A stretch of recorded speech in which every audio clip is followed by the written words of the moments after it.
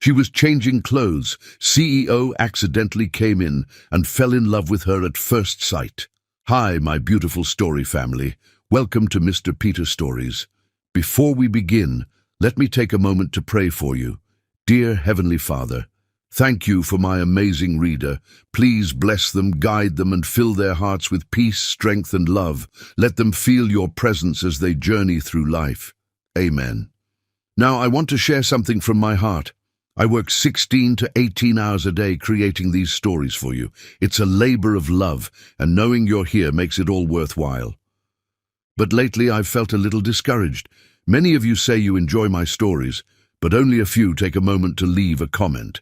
Your comments mean everything to me. They let me know you're here, that my work matters, and that we're truly connected as a family. Whether it's a simple thank you, your thoughts on the story, or suggestions for improvement, I'd love to hear from you. You are my family, and your voice matters. Thank you for being here. Now let's dive into today's story. The morning sun streamed through the floor-to-ceiling windows of Sterling Industries' executive floor, casting long shadows across the pristine marble floors. For Alitzel Blessing, this should have been a day of triumph. Her first day as the newly appointed junior marketing coordinator. Instead, she found herself ducking into what she thought was an unused conference room, her silk blouse stained with coffee and her cheeks burning with embarrassment. The prestigious Sterling Industries occupied the top 10 floors of Manhattan's most iconic skyscraper, and Alitzel had spent weeks preparing for this moment. She'd chosen her outfit with meticulous care. A cream silk blouse that had cost a month's rent, a pencil skirt that whispered sophistication, and heels that made her feel invincible. But fate, it seemed, had other plans. The morning had started perfectly. She'd arrived early, her portfolio tucked under her arm, her long dark hair falling in soft waves around her shoulders. The security guard had smiled warmly as he handed her the temporary access card, and the elevator had whisked her up to the 45th floor without a single stop. Then came the coffee cart incident. She'd been waiting patiently in line at the building's exclusive coffee shop, mentally rehearsing her introduction to her new team, when a harried intern had backed into her, sending a full cup of scalding caramel macchiato cascading down her front. The intern's horrified apologies still rang in her ears as she'd fled, clutching her emergency backup blouse. Thank goodness for her mother's insistence on always being prepared. Now, standing in what she assumed was a private conference room, Alitzel tried to calm her racing heart. The room was impressive, with its mahogany table and leather chairs, but most importantly, it appeared empty. A large mirror hung on one wall, probably for practicing presentations, she thought, and it would have to serve as her makeshift dressing room. Her fingers trembled slightly as she unbuttoned the ruined blouse. The coffee hadn't burned her, thank goodness, but the silk was definitely beyond salvation. She'd just slipped it off her shoulders, standing in her delicate lace camisole, when the impossible happened. The door opened. Time seemed to slow down as Alitzel watched in horror through the mirror's reflection. A man stood in the doorway, tall and imposing, in a perfectly tailored charcoal suit. Their eyes met in the mirror, and for a moment, neither moved. She noticed, absurdly, that his eyes were an unusual shade of grey, like storm clouds gathering on the horizon. "Get out!" she shrieked, grabbing her backup blouse and holding it against her chest.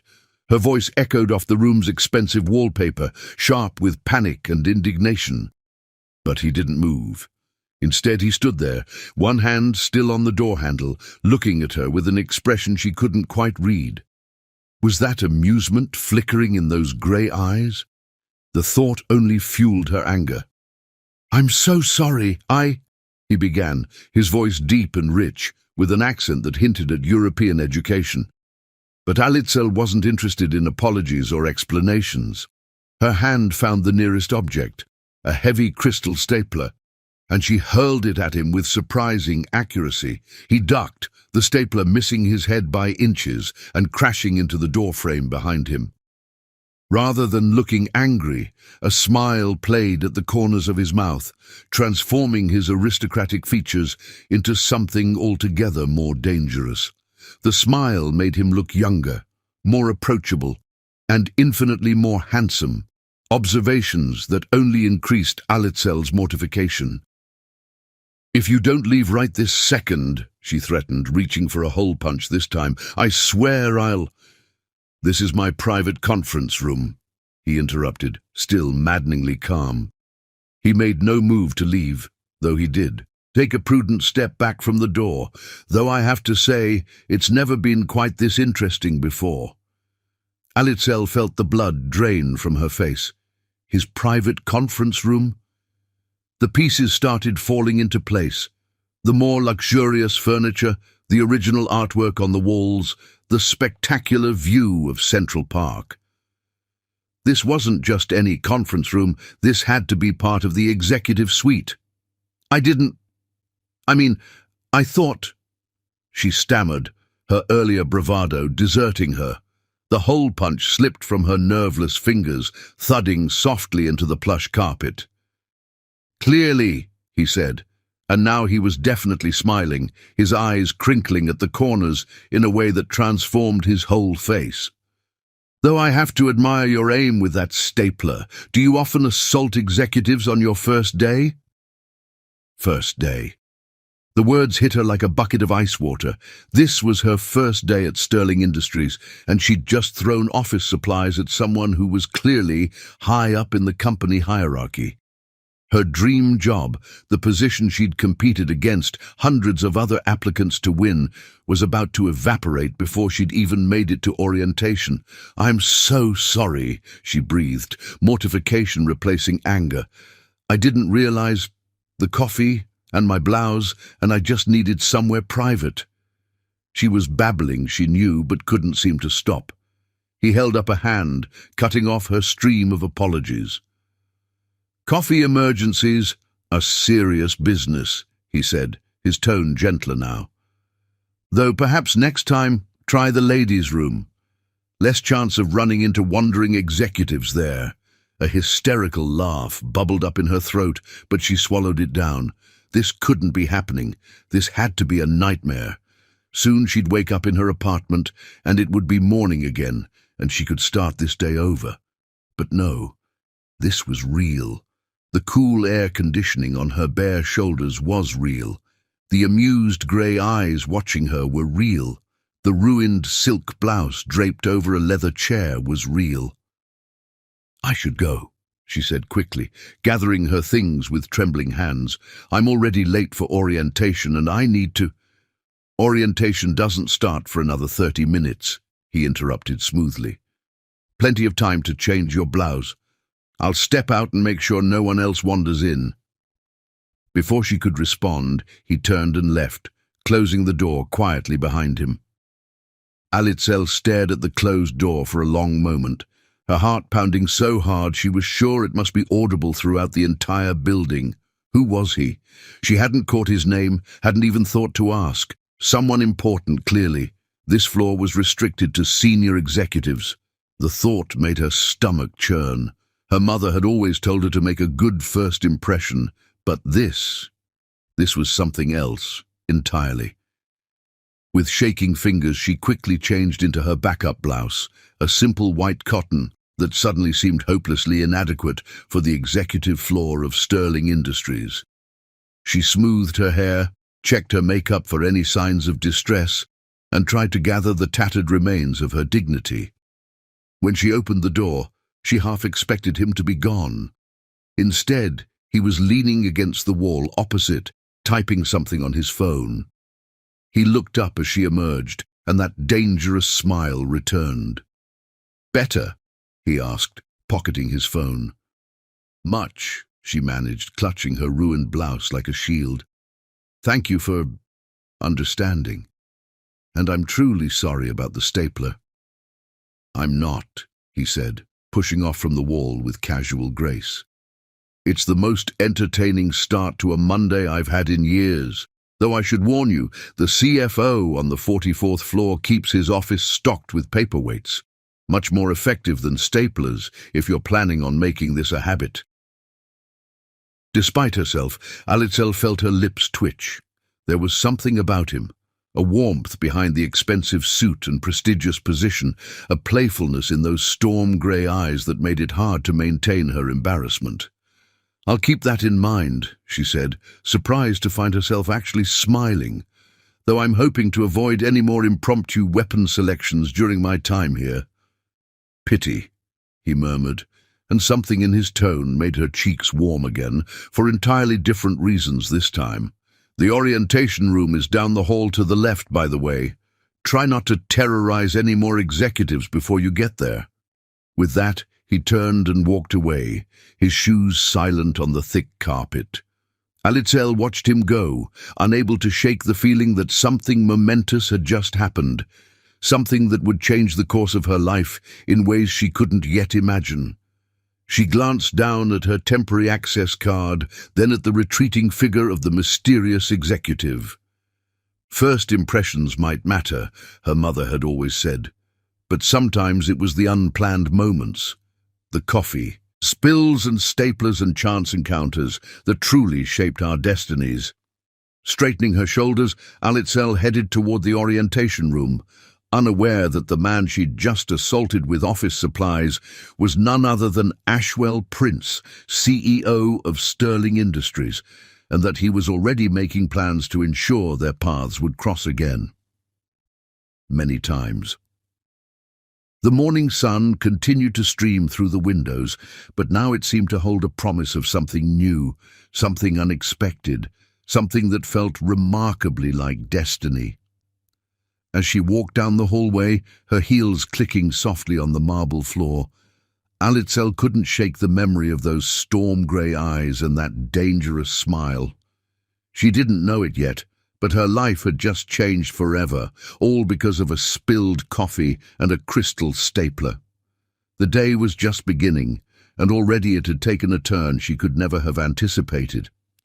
But isn't that how all the best stories start, with an unexpected encounter, a moment of chaos, and the faintest whisper of possibility in the air? For Alitzel Blessing, this was more than just her first day at a new job. This was the first page of a story she didn't yet know she was part of, a story of pride and prejudice, of assumptions and revelations, of love found in the most unexpected places. And somewhere on the executive floor, Ashwell Prince sat in his office, touching the small nick in his doorframe where the stapler had hit, and smiled. Chapter 2. Pride and Prejudice. 3 days had passed since the conference room incident, and Alitzel had almost convinced herself it was behind her.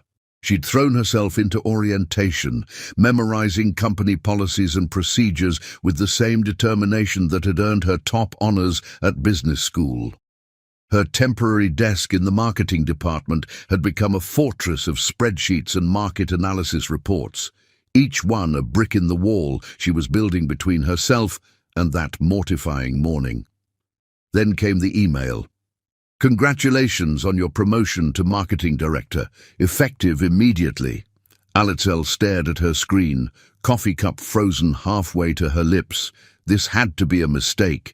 She'd been hired as a junior coordinator, the lowest rung on the corporate ladder. Marketing director was 5 levels above her current position, a jump that typically took years to achieve. "Is this some kind of joke?" she muttered, scanning the email for signs of a prank. But no, there was the official Sterling Industries letterhead, the HR department's signature block, and CC'd on the email was none other than A. Prince, CEO. The coffee cup clattered against her desk as reality hit her. A prince. Ashwell Prince. The man from the conference room, the one she'd assaulted with office supplies, wasn't just any executive. He was the CEO. Her phone rang, making her jump. "Ms. Blessing," came the smooth voice of Regina, the executive floor's secretary. Mr. Prince would like to see you in his office, immediately. The elevator ride to the executive floor felt like a journey to the gallows. Alitzel's reflection in the polished doors showed a woman she barely recognized, pale-faced, wide-eyed, but still standing straight. Her mother's voice echoed in her head. "Never let them see you sweat, Mijita." Regina's desk sat like a gatekeeping sentinel outside the CEO's office. The older woman barely glanced up from her computer as Alitzel approached. "Go right in," she said, her manicured fingers never pausing their steady typing. "He's expecting you." Ashwell Prince's office was exactly what you'd expect from a CEO of a Fortune 500 company, and somehow nothing like it at all. The expected elements were there: the massive desk, the wall of windows overlooking Manhattan, the carefully chosen art pieces that probably cost more than her yearly salary. But there were unexpected touches too. A worn paperback of Pablo Neruda's poetry on the corner of his desk, a slightly crooked photograph of what looked like a rescue dog, a coffee mug with a chip in its rim. He stood as she entered, and Alitzel felt her breath catch. In the harsh morning light of the conference room, he'd been handsome in an intimidating way. Here, backlit by the midday sun, he was something else entirely. His suit jacket was off, sleeve rolled up to reveal strong forearms, and that dangerous smile was playing at his lips again. "Ms. Blessing," he said, gesturing to one of the leather chairs in front of his desk. "Thank you for coming up. No weapons on you today, I hope." "Mr. Prince," she managed, her voice steadier than she felt.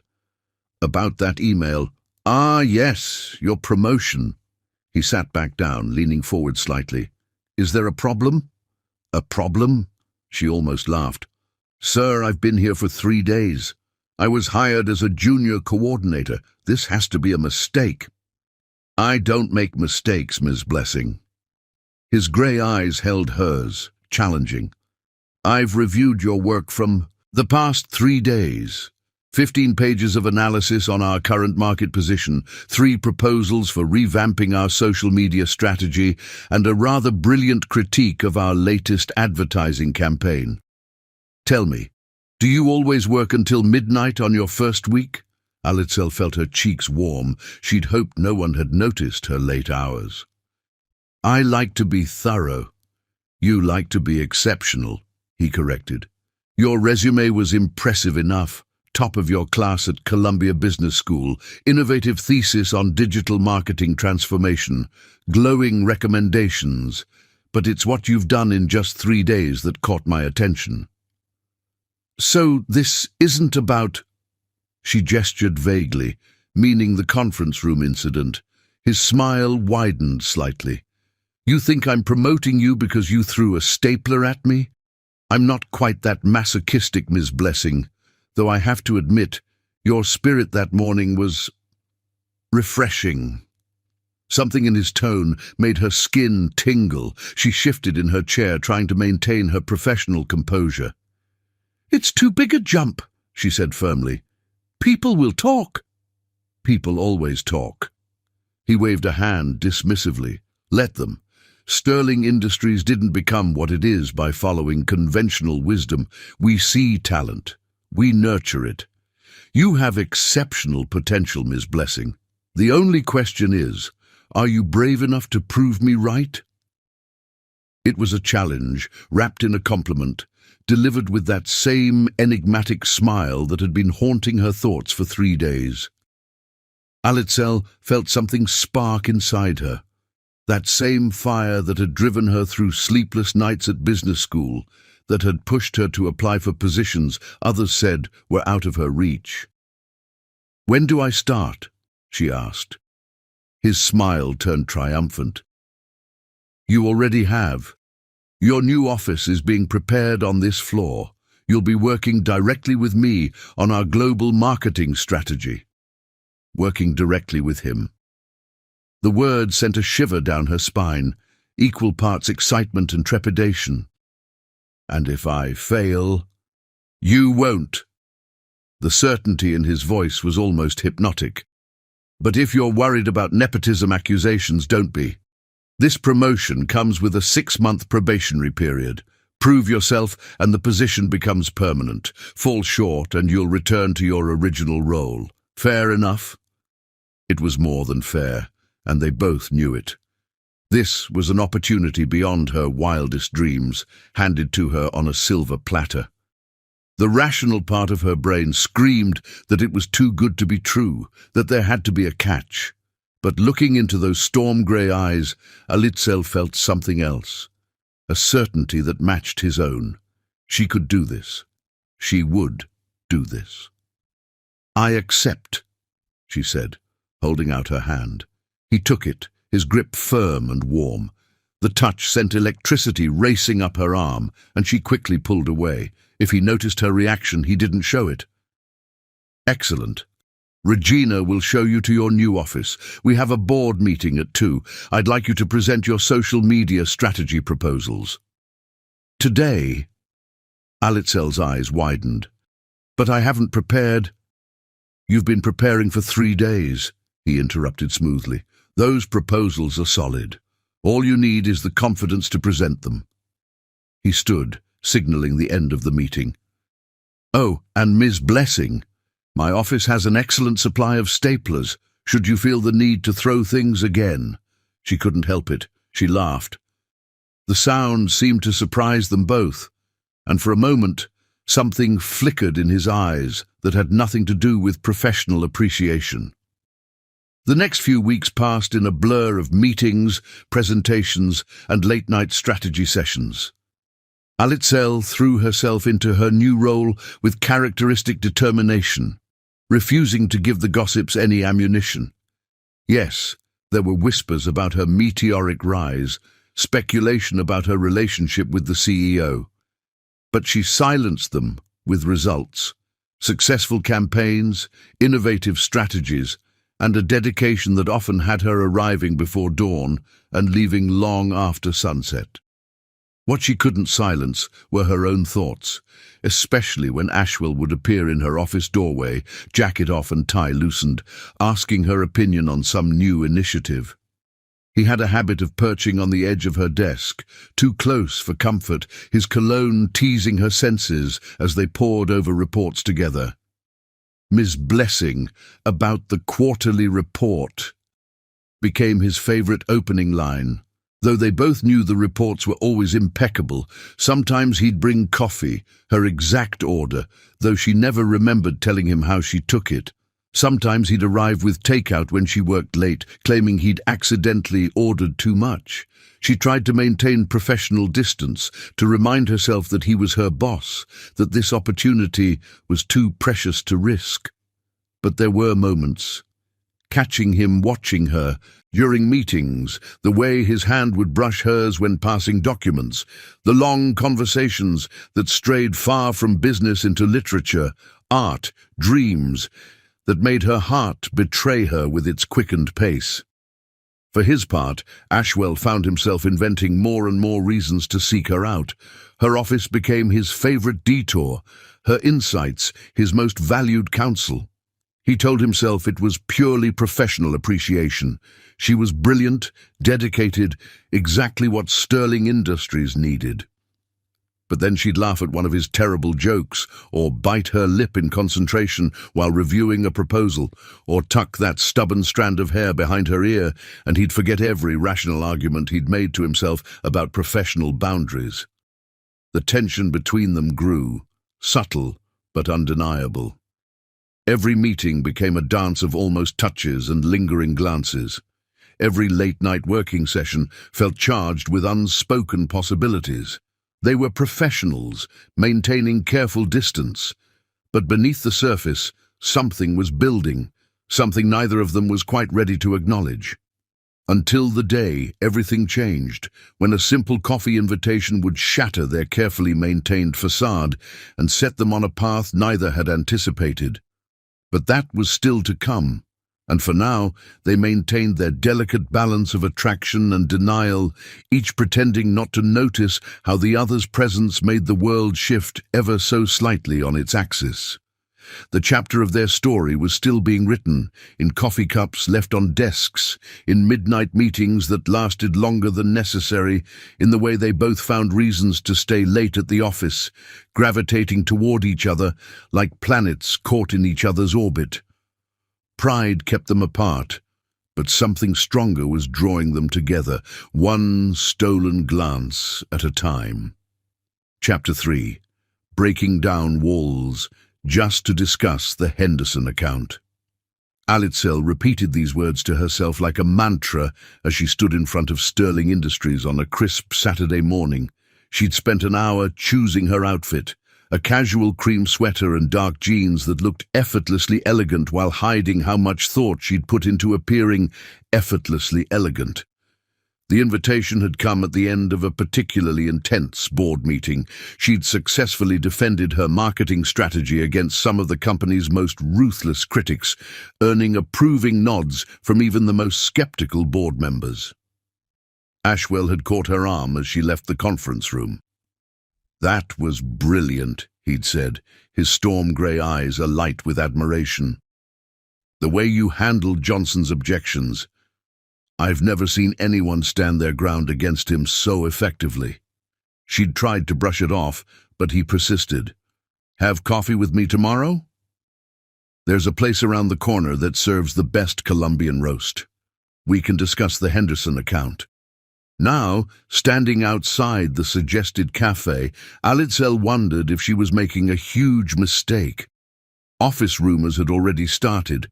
Whispers about how quickly she'd risen to marketing director, speculation about her frequent meetings with the CEO. A coffee date, even one ostensibly about work, would only fuel the gossip. But then Ashwell appeared, and all thoughts of office politics evaporated. He looked devastatingly handsome in casual clothes, dark jeans and a charcoal sweater that made his eyes look almost silver. His usually perfectly styled hair was slightly tousled, giving him a boyish charm that made her heart skip. "I was worried you wouldn't come," he admitted, holding the door open for her. The cafe, Luna's Corner, was everything a Manhattan hideaway should be: exposed brick walls, vintage lighting, and the rich aroma of coffee filling the air. They settled into a corner table, and Ashwell signaled the barista. "I took the liberty of ordering for you caramel macchiato with an extra shot and almond milk." "How did you know my order?" She tried to ignore the flutter in her stomach at this evidence that he'd been paying attention. His lips quirked into that now familiar half-smile. "I notice things, like how you take your coffee, or how you bite your lip when you're concentrating, or how your eyes light up when you're defending an idea you believe in." The intensity of his gaze made her cheeks warm. "Mr. Prince—" "Ashwell," he corrected gently.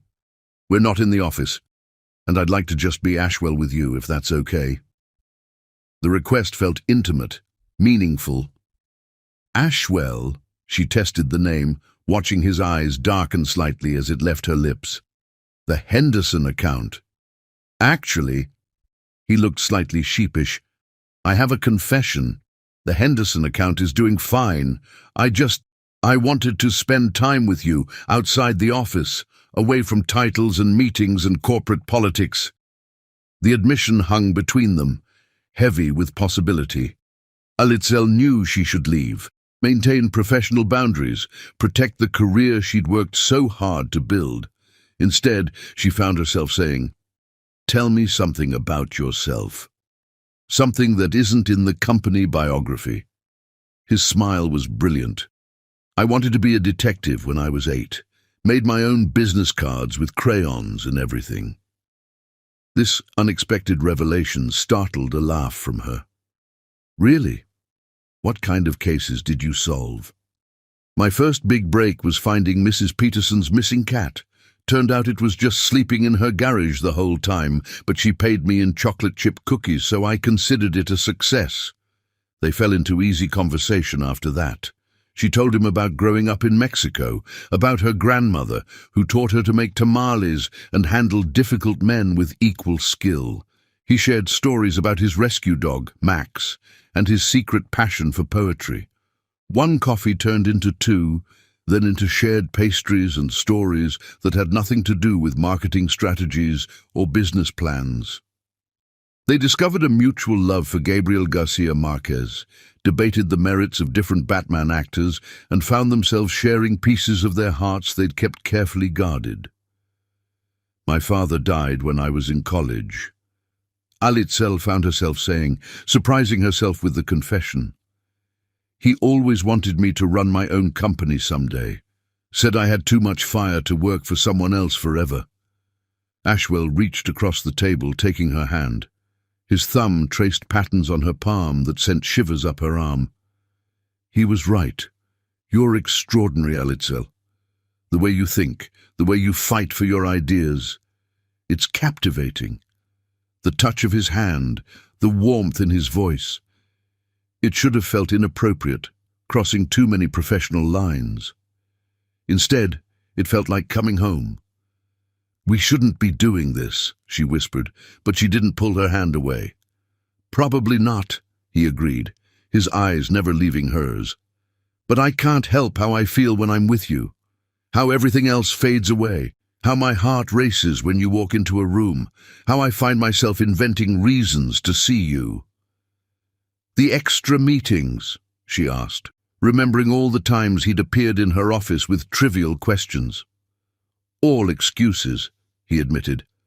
Though watching you demolish Stevens's marketing proposal last week was a genuine pleasure.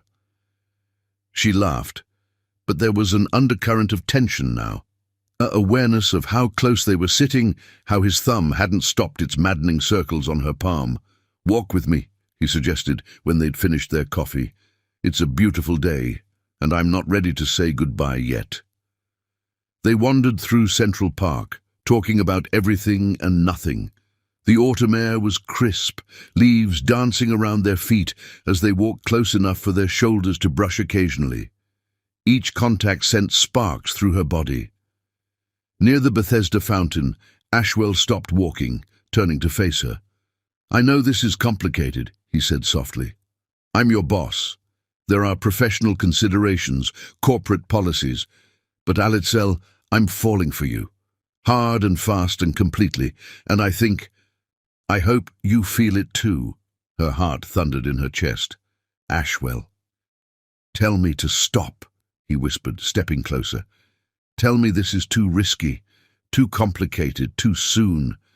Tell me you don't lie awake thinking about me the way I think about you. But she couldn't lie, not when her heart was trying to beat its way out of her chest, not when he was looking at her like she held all the answers to questions he'd never thought to ask. I feel it too, she admitted, watching his eyes darken. God help me, I do. He moved slowly, giving her time to pull away, but she was done running. When his lips finally met hers, the world didn't stop. It expanded, exploded, rearranged itself into something new and wonderful and terrifying. The kiss was gentle at first, a question more than a demand. But then her hands found their way into his hair, and he made a sound low in his throat that sent heat spiraling through her body. The kiss deepened, became something hungry and desperate and perfect. When they finally broke apart, both breathing heavily, he rested his forehead against hers. We just violated about 15 company policies, he murmured.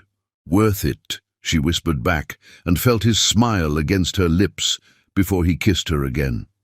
The next few months were a delicate dance of professional restraint and hidden passion. During office hours, they maintained careful distance, she the brilliant marketing director, he the respected CEO. But after hours, stolen moments in his office and secret dates became their sweet addiction. They had rules. No personal discussions during business hours, no special treatment, no obvious favoritism.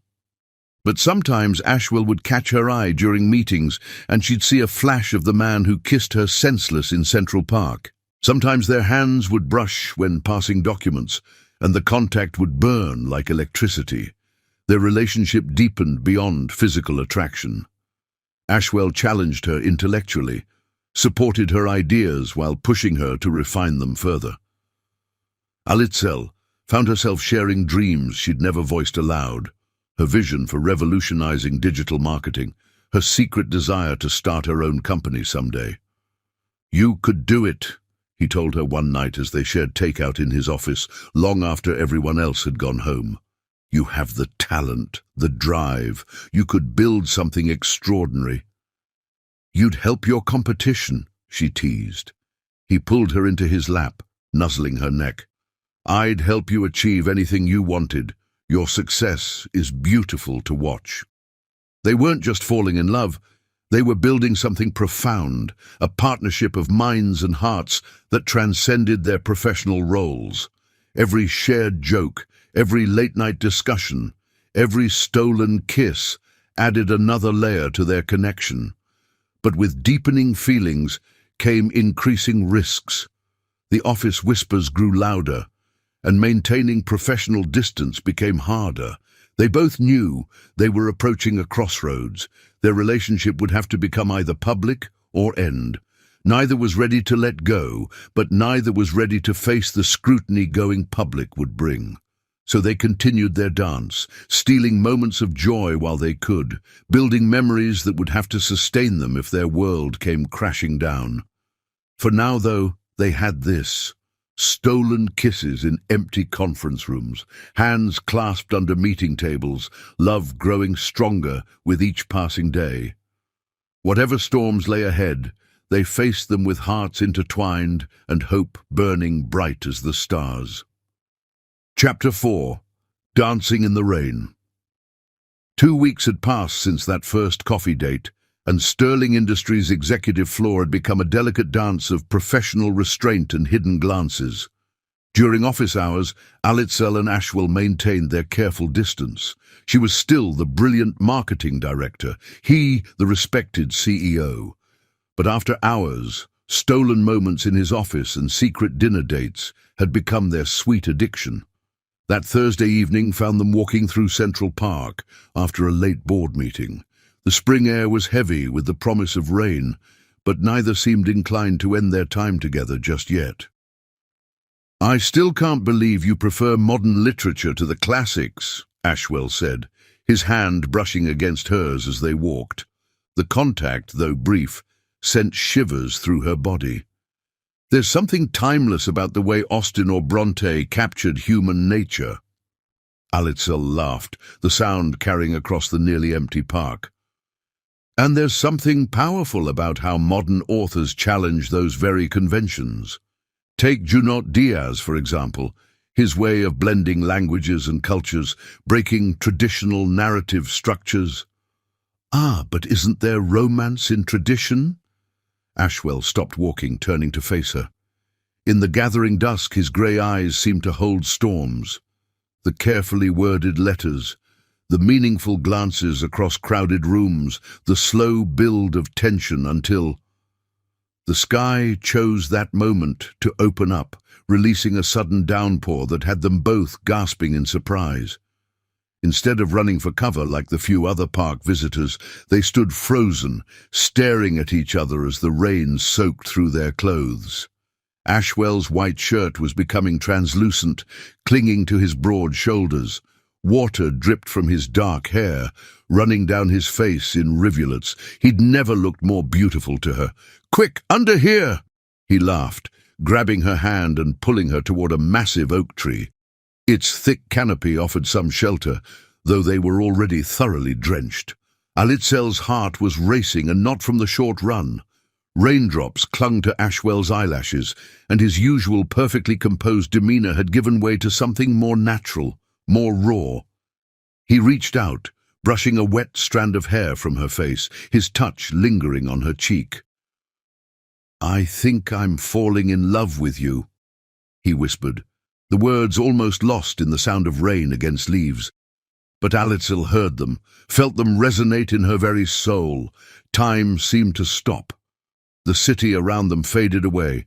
The distant traffic, the rain, the occasional thunder, all became background noise to the beating of their hearts. Alitzel rose on her tiptoes, pressing her lips to his in a kiss that tasted of rain and destiny. His arms wrapped around her waist, pulling her closer as the kiss deepened. She tangled her fingers in his wet hair, remembering how she'd once thrown a stapler at this man, never imagining she'd end up here, in his arms, feeling like she'd finally found home. When they broke apart, both breathing heavily, Ashwell rested his forehead against hers. "I've been wanting to tell you that for weeks," he admitted. "I think I started falling that first day, when you nearly took my head off with office supplies."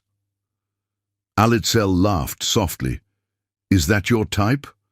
Women who assault you with staplers?" "No," he said seriously, though his eyes danced with amusement.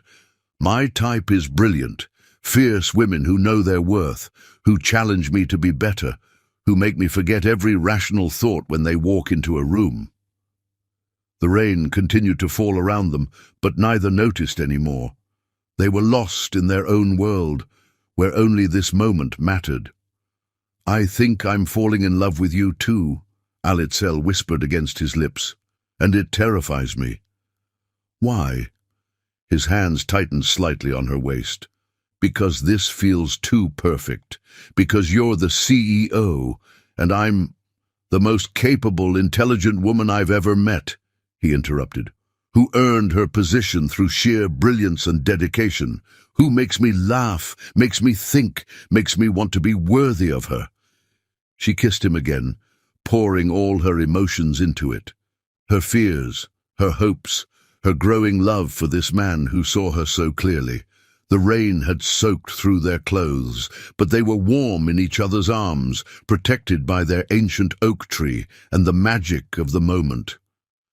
"Dance with me," Ashwell suddenly said, pulling back slightly. Alitzel looked at him in disbelief. "Here? Now? In the rain? Why not?" His smile was infectious. "No one's around. The rain's our music. And I've always wanted to dance in the rain with a beautiful woman who throws office supplies at me." Before she could protest, he had taken her hand, spinning her out and then back into his arms. They moved together under the oak tree, creating their own rhythm to the symphony of rainfall. Alitzel couldn't help but laugh as he twirled her, water flying from her hair. "You're crazy," she said fondly as he dipped her. "About you?" "Absolutely." He brought her back up, holding her close. "I know this complicates things at work. I know people might talk. But Alitzel, mi amor, I don't care. You're worth every complication, every whispered word, every raised eyebrow." The sincerity in his voice made her heart swell. Here was one of the most powerful men in New York, dancing with her in the rain, looking at her like she was the most precious thing in his world. "Besides," he added with a mischievous grin, "I've already survived one assault with office supplies. I think I can handle a few gossips." She swatted his chest playfully, but he caught her hand, bringing it to his lips. The tender gesture made her breath catch. "Stay with me," he murmured against her knuckles. "Not just for this dance, not just for tonight. Stay with me for all the dances, all the arguments about literature, all the late-night conversations and early-morning coffees." "Are you asking me to be your girlfriend, Mr. Prince?" she teased, though her heart was racing. "I'm asking you to be my everything, Ms. Blessing." His eyes were serious now, despite his smile, though I suppose girlfriend is a good place to start. The rain was beginning to ease, but they continued their slow dance under the oak tree. Alitzel laid her head on Ashwell's chest, listening to his steady heartbeat. "Yes," she whispered. "Yes to being my girlfriend, or yes to being my everything." He pressed a kiss to the top of her head. "Yes to all of it. Yes to the dances and the arguments and the complications. Yes to falling in love with you, even though it scares me. Yes to everything." He tilted her chin up, kissing her with a tenderness that made her toes curl. When they finally parted, both were smiling like love-struck teenagers. "We should probably get out of these wet clothes," Alitzel said, suddenly aware of how thoroughly soaked they were. "My apartment's closer," Ashwell offered, then quickly added, "I have dry clothes you can borrow. No pressure, just—" She silenced him with another kiss. "Lead the way, Mr. CEO." They walked hand in hand through the now gentle rain, neither caring about the curious glances from passers-by. They were in love, they were together, and for now that was all that mattered.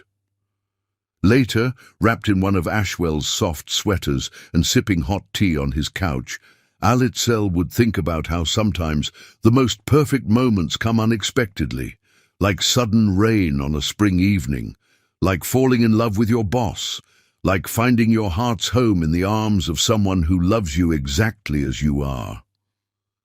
The chapter of their story that began with a stapler and a coffee stain had led them here to this moment, to this love. And as Ashwell pulled her closer, pressing a kiss to her temple, Alitzel knew that whatever challenges lay ahead, they would face them together, dancing in the rain if they had to. Chapter 5. Shadows of the Past.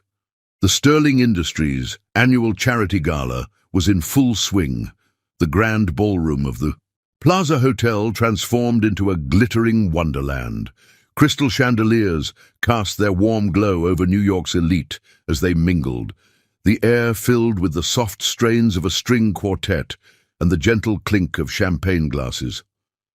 Alitzel stood near one of the towering floral arrangements, looking every inch the successful executive in a deep burgundy gown that hugged her curves before flowing elegantly to the floor. The past 2 months with Ashwell had been like a dream. Secret dates, stolen kisses in his office after hours, and a love that grew deeper with each passing day. They'd been careful at work, maintaining professional distance during business hours. But tonight was different. Tonight, they'd agreed to make their first public appearance as a couple. Ashwell had been pulled into a conversation with some board members when she'd arrived, but his eyes hadn't left her all evening, making her skin tingle with awareness. "You must be the famous Alitzel Blessing." The voice behind her was cultured, precise, with the kind of finishing school polish that spoke of old money and older prejudices. Alitzel turned to find herself facing a stunning woman in her early 30s, tall and elegant, in a designer gown that probably cost more than Alitzel's yearly salary. "I'm sorry. Have we met?" Alitzel asked, though something in the woman's calculating smile told her this wasn't a chance encounter. "Victoria Blackwood," the woman said, extending a perfectly manicured hand. "I'm surprised Ashwell hasn't mentioned me. We were engaged, you see, until quite recently, actually." The world seemed to tilt slightly on its axis. Engaged.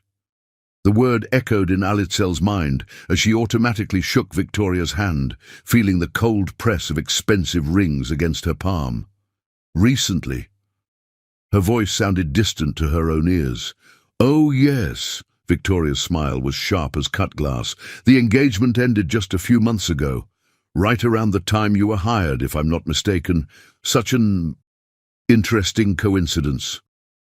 Before Alitzel could respond, Victoria pulled her phone from her clutch, scrolling through it with practiced nonchalance. "You know, it's quite fascinating how history repeats itself. Did you know you're not the first employee Ashwell has taken a special interest in?" She turned the phone toward Alitzel, showing her a newspaper article dated 3 years ago. The headline made her stomach drop. "Sterling Industries CEO in sexual harassment scandal. Former employee claims coercion." "That's not possible," Alitzel said, but her voice lacked conviction. "Ashwell would never—" "Oh, darling." Victoria's laugh was like breaking glass. "You don't really think you're special, do you? This is what he does. Finds ambitious young women, promotes them rapidly, makes them feel chosen. Then when he's bored—" She made a dismissive gesture. "Well, let's just say your impressive rise to marketing director might look rather different in hindsight. You're lying." But even as she said it, doubts began to creep in. The sudden promotion, the coffee dates, the way he'd pursued her despite the professional complications. "Am I?" Victoria arched a perfect eyebrow. "Ask him about Singapore, 2019. Ask him about the board meeting where he promised to make Sarah Chen VP of Operations, right before she mysteriously resigned. Ask him about the settlement payments that don't appear in the company's public records. Alitzel's hands were trembling now. She set her champagne glass down before she could drop it. Why are you telling me this? Consider it a friendly warning from someone who's been where you are? Victoria's voice dripped with false sympathy. Ashwell Prince is charming, passionate, and utterly incapable of fidelity, whether to his fiancée or his ethics. I'd hate to see another bright young woman's career destroyed by his appetites. As if summoned by his name, Ashwell appeared through the crowd. He froze when he saw them together, his face draining of colour. "Victoria," he said, his voice tight. "I wasn't aware you were in New York." "Surprise," Victoria purred, leaning in to kiss his cheek. The gesture was possessive, marking territory. "I was just getting to know your latest protégé." The way she said the word made it sound dirty, making Alitzel's cheeks burn with shame. She looked at Ashwell, silently begging him to deny everything, to explain, but he seemed unable to meet her eyes. "Alitzel," he started, reaching for her, but she stepped back. "You never told me about her," she said quietly, "about any of it. Because it's not what you think." "What should I think, Ashwell?" Her voice was stronger now, anger replacing hurt. "About your ex-fiancée? About Sarah Chen? About Singapore?" He paled further at the mentions, confirming Victoria's words more effectively than any explanation could have. "I can explain everything, but not here. Not like this." "No," Alitzel said, gathering her dignity around her like armor. "I think here is perfect. After all, isn't this where you usually conduct your business, making promises to ambitious young women, making them feel special until—" "That's not fair," he protested, but she was already turning away. "Miss Blessing," Victoria called after her, that sharp smile still in place, "do give some thought to what we discussed. About those settlement papers." Alitzel didn't stop, didn't look back. She moved through the crowd with practiced grace, accepting her coat from the attendant with steady hands. It wasn't until she was in the taxi that she allowed the first tear to fall. The city lights blurred as she headed home, her mind racing. Every moment with Ashwell, every touch, every kiss. Had it all been a carefully orchestrated seduction, part of a pattern she'd been too blind to see? Her phone buzzed repeatedly, Ashwell calling, then texting, "Please let me explain. It's not what you think. Victoria is lying. I love you." She turned the phone off. In her apartment, she kicked off her heels and went straight to her laptop. Her hands shook as she typed Ashwell Prince scandal into the search bar. The results made her feel sick. There it was, the article Victoria had shown her, along with others. Rumors of inappropriate relationships with employees, whispered accusations of favoritism, sudden resignations followed by generous severance packages. The headlines painted a damning picture. Sterling Industries faces multiple harassment claims. Rising star Sarah Chen leaves, Sterling under cloud of scandal. Prince empire built on broken promises. Some had been buried by Sterling's PR team, others dismissed as baseless accusations. But the pattern was clear, and suddenly Alitzel's own story seemed to fit perfectly into it. The chance meeting, the rapid promotion, the whirlwind romance. She spent the night reading, investigating, putting together pieces of a puzzle she'd never known existed. By dawn, her eyes were red from crying and lack of sleep, but her resolve was firm. When her phone rang again, she finally answered. "Alitzel, thank God." Ashwell's voice was rough, as if he'd been up all night too. "Please, let me explain everything." "No need," she said, proud of how steady her voice was. "I've done my research. I understand perfectly now. Whatever you've read, whatever Victoria told you." "You never denied it," she interrupted. "When I asked about Sarah Chen, about Singapore, you never said it wasn't true." It's complicated, he sighed. Yes, there were accusations, but they were all... Save it. She took a deep breath. I'm sending you my resignation letter in an hour. I think it's best if we keep things professional from now on. Professional? He sounded wounded. Alitzel, I love you. What we have is real. Is it? She laughed bitterly. Or am I just the latest in a long line of ambitious women you've charmed? Tell me, did you use the same lines on Sarah, the same romantic gestures? Did you make her feel special too before she had to leave the company? That's not fair, he said again, but his voice was weak. No, what's not fair is making me fall in love with you while hiding all of this. What's not fair is letting me think I earned my position when everyone else probably assumes. She couldn't finish the sentence, the implication too painful.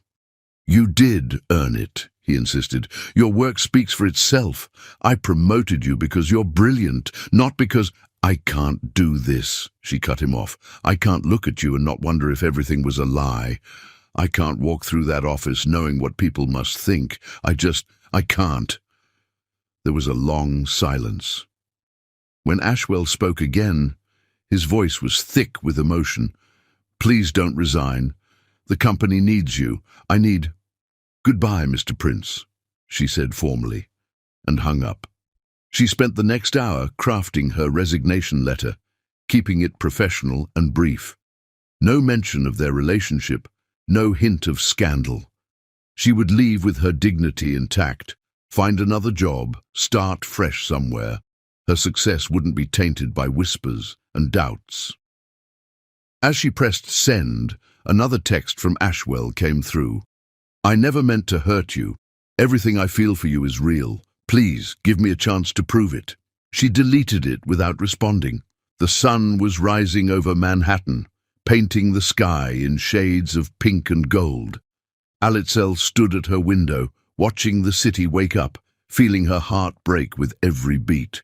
She loved him. God help her, she still loved him, but love wasn't enough when trust lay shattered on the ground like so much broken glass. Victoria's words echoed in her mind. I'd hate to see another bright young woman's career destroyed. Well, that wouldn't be her story. She was Alitzel Blessing, and she'd worked too hard, come too far, to let a man, any man, even one she loved, define her worth. She picked up her phone one last time, typing a final message to Ashwell. Congratulations on your success. I hope it was worth it. Then she blocked his number, turned off her phone, and began looking for apartments in Boston.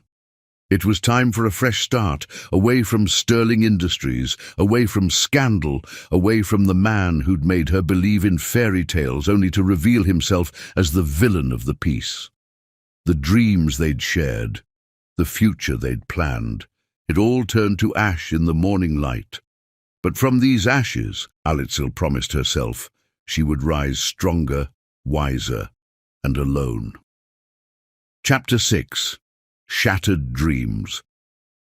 The Sterling Industries boardroom had always felt like a sanctuary to Alitzel, a place where her ideas took flight and her career soared. Now, 3 weeks after the disastrous charity gala, it felt more like an execution chamber. The morning light streaming through the floor-to-ceiling windows did nothing to warm the ice in her veins as she prepared for her final presentation. She'd given herself 1 month's notice, professional, proper, enough time to transition her projects and maintain her reputation. 3 weeks down, 1 to go. 3 weeks of avoiding Ashwell's desperate attempts to explain, of dodging concerned looks from colleagues, of pretending her heart wasn't shattering every time she heard his voice down the hallway. Today's board meeting was supposed to be her triumph. The marketing strategy she'd spent months developing was revolutionary. A complete digital transformation that would position Sterling Industries at the forefront of their industry for the next decade. Instead, it had become her swan song. Alitzel arrived early, needing the quiet to compose herself. Her charcoal grey suit was impeccable, her makeup perfect, her presentation materials organized with military precision. No one looking at her would guess she'd barely slept in weeks, that she cried herself to sleep every night, that her dreams were haunted by storm-grey eyes and broken promises. She was reviewing her notes when the door opened. Her heart stopped, then resumed at double speed as Ashwell walked in. He looked terrible. Designer suit perfectly pressed as always, but dark circles under his eyes betrayed his own sleepless nights. Their eyes met for a moment before she looked away. "Alitzel," he said softly, "please. We need to talk." "The board meeting starts in 20 minutes, Mr. Prince," she replied formally, proud of how steady her voice remained. "Any discussions should wait until after the presentation." "To hell with the presentation." His sudden vehemence made her jump. "You're leaving in a week, leaving the company, leaving New York, leaving me, and you won't even let me explain." "Explain what?" She finally looked at him, letting him see the pain and anger in her eyes.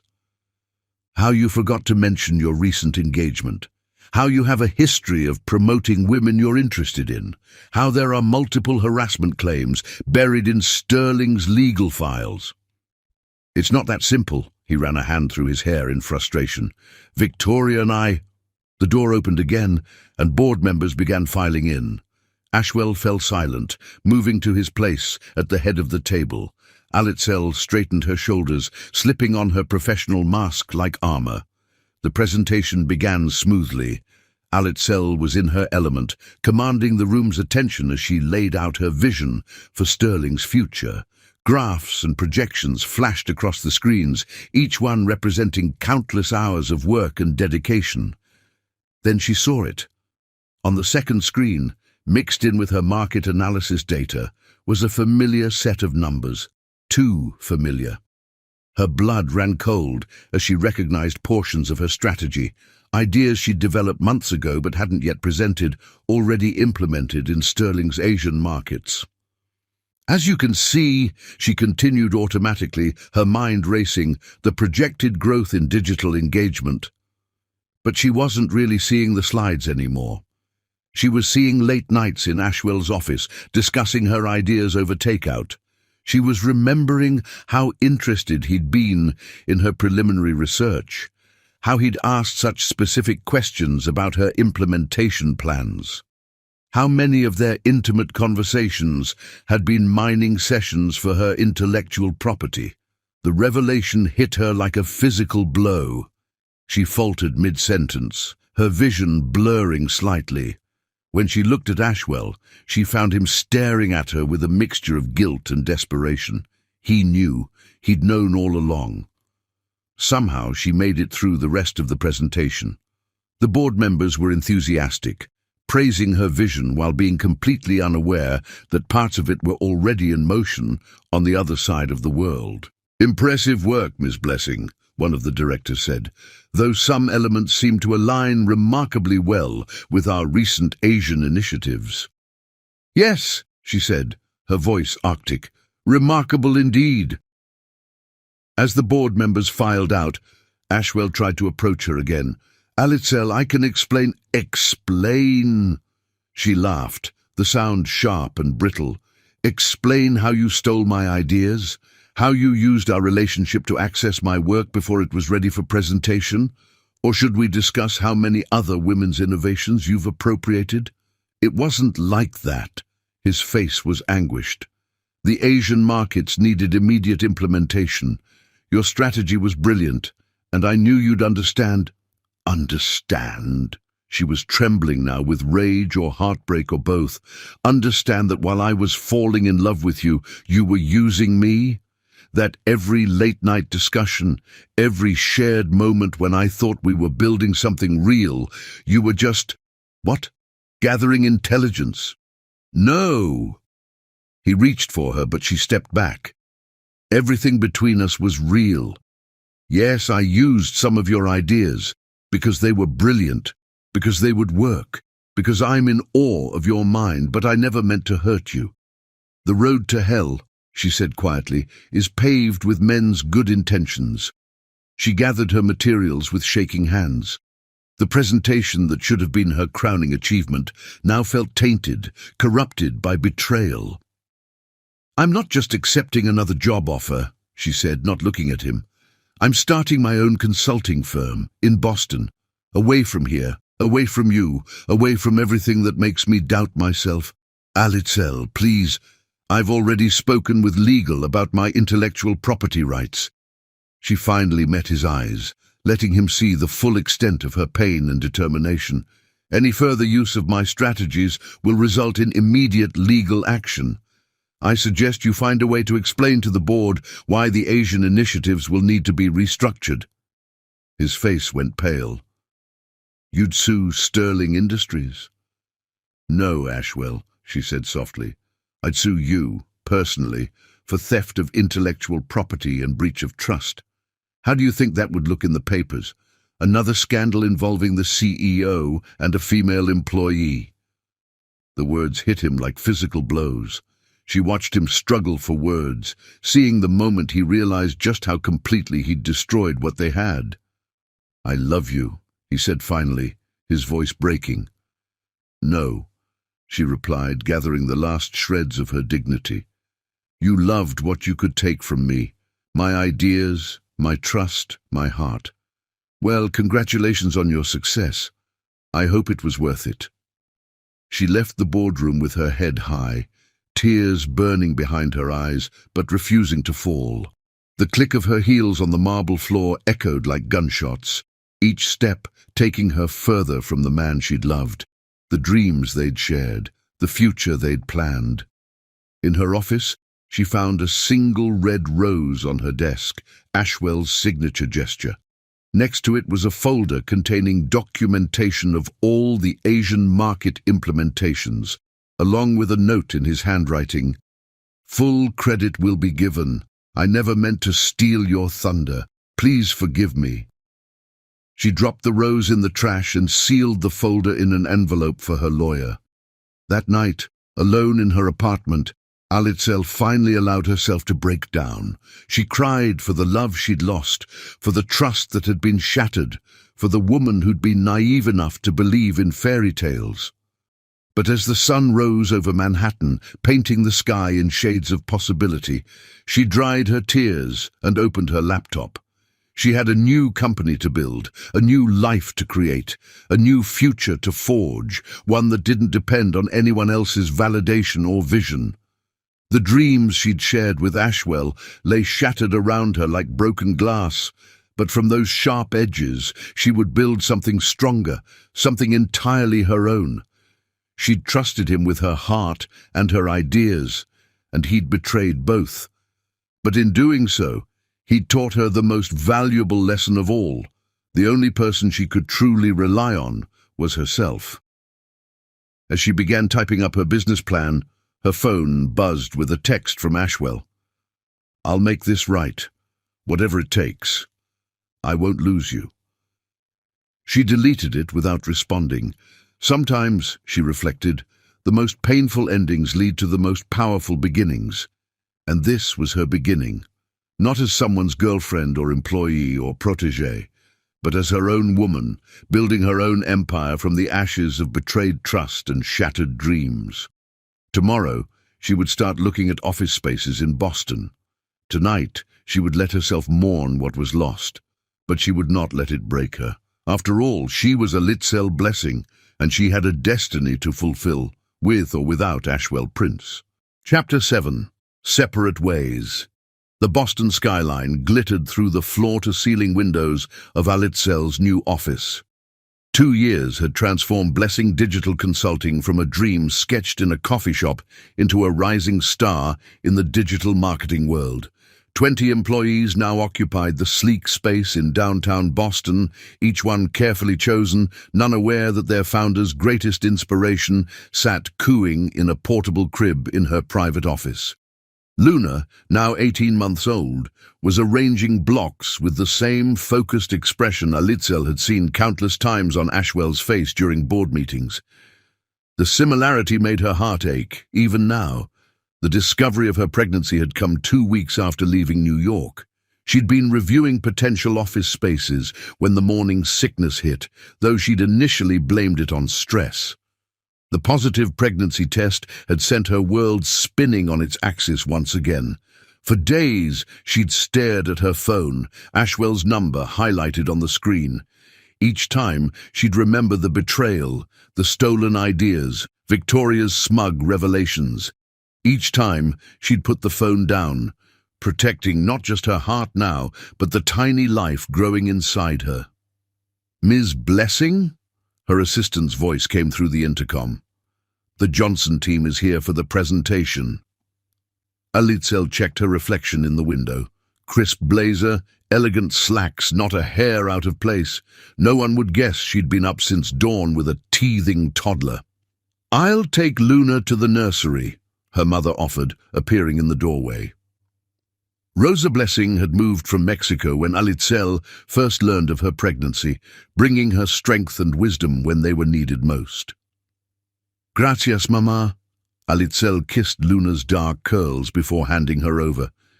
"Be good for Abuela, mi Luna." The meeting went perfectly. They always did these days.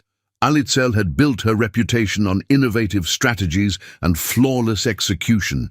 Each success felt like vindication, proof that she'd earned her position at Sterling through talent, not Ashwell's favor. But late at night, when Luna slept peacefully in her crib, Alitzel would sometimes allow herself to remember. The way Ashwell's eyes crinkled when he smiled, how he'd bring her coffee during late-night strategy sessions, the sound of his laugh during their secret dates in Central Park. The memories hurt most when Luna did something that echoed her father. The way she'd furrow her brow when concentrating, her analytical approach to everything, those storm-grey eyes that were pure Ashwell. "You should tell him," her mother said one evening, watching Luna methodically sort her toys by color. "He has a right to know his daughter." "He lost that right," Alitzel replied, but the words felt hollow. "Besides, he's probably back with Victoria by now." She tried not to follow Sterling Industries news, but some things were unavoidable in their industry. The company had thrived under Ashwell's leadership, expanding into new markets, innovating in ways that sometimes felt painfully familiar. She wondered if he still used her ideas, if he thought of her when implementing strategies they'd developed together late at night in his office. Luna's first word had been elephant. She'd seen one at the Boston Zoo and wouldn't stop pointing and saying it until Alitzel bought her a stuffed one. Now her collection of elephant toys rivaled the inventory of most gift shops. Like her father, Rosa had commented, always knowing exactly what she wants. The observation had made Alitzel cry that night, remembering how Ashwell had pursued her despite corporate policies and professional risks. He'd known what he wanted too, until Victoria revealed his pattern of pursuing ambitious employees. Building Blessing Digital had been her salvation during the pregnancy. Each client won, each strategy successfully implemented helped rebuild her confidence. She'd started small, working from home during her first trimester, taking video calls positioned carefully to hide her growing belly. By the time Luna was born, the company had 5 employees and a growing reputation. The birth itself had been both beautiful and heartbreaking, a full moon hanging low over Boston Harbor, her mother holding one hand while an empty space seemed to echo where Ashwell should have been. "She has his eyes," the nurse had said, and Alitzel had cried harder. Now, 2 years later, she was living the success her father had always dreamed for her. Blessing Digital was revolutionizing the industry, approaching Sterling Industries' market share in certain sectors. Each achievement felt bittersweet. Pride in her success mingled with regret that she couldn't share it with Ashwell. Luna's second birthday party had been a small affair. Family, close friends and employees who had become like family. Her daughter had charmed everyone, showing off her growing vocabulary and impeccable manners. She'd even given a tiny speech, Thank you for coming to my party. Practiced for days until each word was perfect. Just like her father preparing for board meetings, Alitzel had thought, then pushed the comparison away. The photographs from that day covered one wall of their Boston townhouse, Luna in a princess dress, surrounded by her beloved elephants, blowing out candles with the same determined expression Alitzel had seen on Ashwell's face countless times. One evening, after a particularly successful client meeting, Alitzel found herself opening her laptop to Sterling's website. Ashwell's profile photo hadn't changed. Same compelling grey eyes, same subtle half-smile that used to make her heart race, still did if she was honest with herself. Luna toddled over, pointing at the screen. "Who's that?" The innocent question nearly broke her. How could she explain to her daughter that this man who shared her eyes, her analytical mind, her determination, was her father, that he didn't know about her because of choices made in anger and fear? "A very important person," she said finally, closing the laptop. "Like Mama?" Luna asked, climbing into her lap. "No, me Luna," Alitzel kissed her daughter's dark curls. "Not as important as you." That night, after Luna was asleep, Alitzel found herself on the balcony of their townhouse, staring at the same moon that had witnessed so many crucial moments in her life. The night she'd first kissed Ashwell in Central Park, the night she'd fled New York with a broken heart, the night Luna was born. Her phone buzzed with a news alert. Sterling Industries announces major East Coast expansion, Boston office to open under CEO's direct supervision. The world seemed to tilt on its axis. Boston was her territory now, her safe haven. The thought of Ashwell here, possibly running into him at industry events, seeing him across crowded rooms at client meetings. But worse was the thought of him seeing Luna. Their daughter had his eyes, his mannerisms, his way of looking at the world. One glance would be enough, he'd know. And then what? Her phone buzzed again. "Looking forward to being neighbors. We have a lot to catch up on." Alitzel blocked the number immediately, but her hands were shaking. She'd worked so hard to build this new life, to protect Luna from the complications of her past. Now it felt like the carefully constructed walls were crumbling. In her bedroom, Luna slept peacefully, one arm wrapped around her favorite elephant, the other flung out in the same way Ashwell used to sleep. The moonlight painted silver patterns on her face, highlighting features that became more like her father's every day. "I'm sorry," Alitzel whispered, though she wasn't sure if she was apologizing to her daughter or to Ashwell. Maybe both.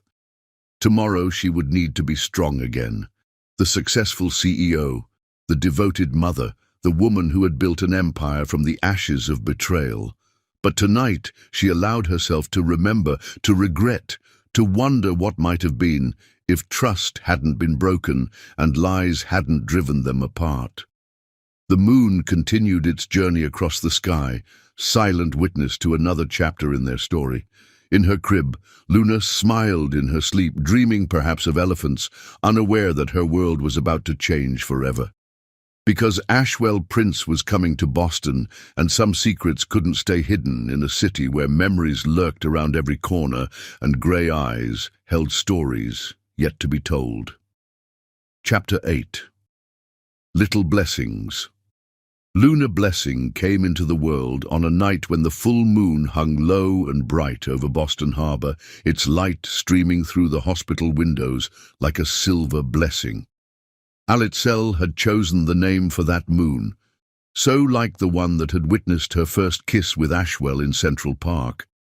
Though she'd never tell her daughter that story. Now, watching her 2-year-old daughter chase butterflies in the public garden, Alitzel couldn't help but see echoes of her father in every gesture. Luna had inherited Ashwell's analytical mind. evident in the way she carefully observed the world around her. She would spend hours arranging her blocks by color and size, making patterns that showed an understanding of order far beyond her years. "Mama, look!" Luna called out, her storm-grey eyes sparkling with excitement as she pointed to a swan boat gliding across the pond. Those eyes, Ashwell's eyes, never failed to catch Alitzel off guard, especially in moments like these when they shone with the same curiosity she'd fallen in love with years ago. "Yes, mi amor," Alitzel answered, adjusting the little girl's sun hat. "Would you like to ride one?" Luna nodded enthusiastically, her dark curls bouncing. She had Alitzel's hair and smile, but her expressions, the way she tilted her head when considering something new, those were all Ashwell. As they waited in line for the swan boats, Alitzel's phone buzzed. Another email from Ashwell, his third this week. "The Boston office opens next month. I've seen your daughter in the park. She's beautiful, Alitzel, just like her mother. How long did you think you could keep this secret?" Her heart stopped. The phone nearly slipped from her trembling fingers as she reread the message. He knew. Somehow he knew. "Mama?" Luna tugged at her sundress. "Are you okay?" Alitzel forced a smile. "Of course, mi Luna, just a work message." But her mind was racing. How had he seen them? Had he been watching, following them?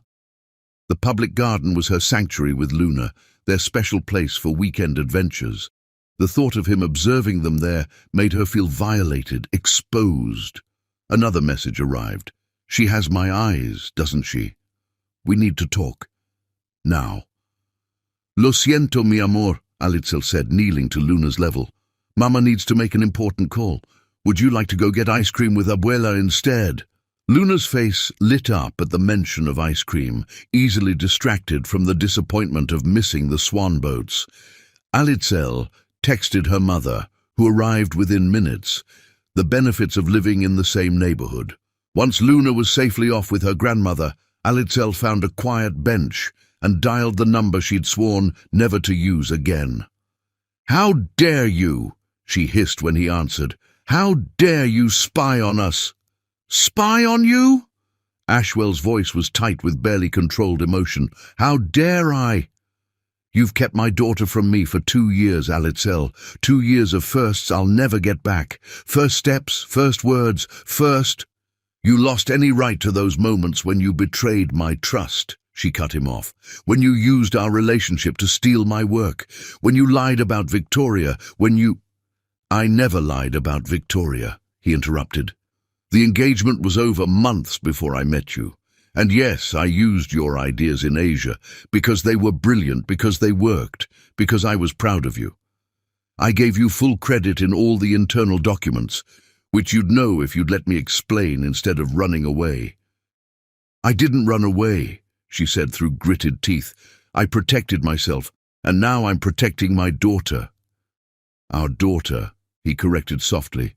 "She's our daughter, Alitzel, and she deserves to know her father."